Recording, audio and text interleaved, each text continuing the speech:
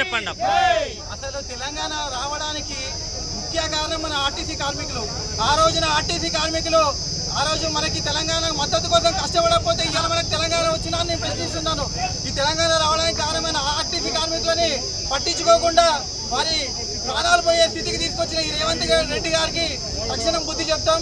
రాబోయే రోజుల్లో వారికి న్యాయం జరగకపోతే బీజేపీ పార్టీ తరఫున ఖచ్చితంగా మేము పోరాడతామని మేము ఈ సభాముఖంగా తెలియజేస్తున్నాము.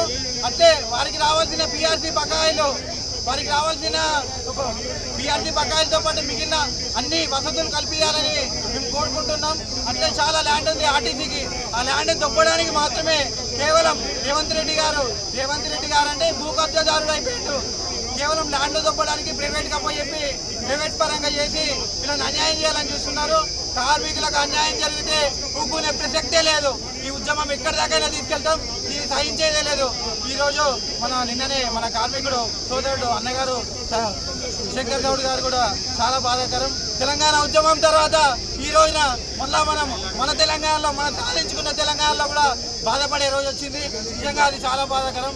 ఇంకొక చిన్న మనవి అన్న, ప్రైవేట్ డ్రైవర్లారా, మీకు కోరుకునేది ఒకటే, మన అన్నలు అక్కలు కష్టపడి ఆర్టీసీ ఉద్యమం చేసి తెలంగాణ సాధించుకున్నారు. వాళ్ళ పుట్ట కొట్టొద్దు దయచేసి.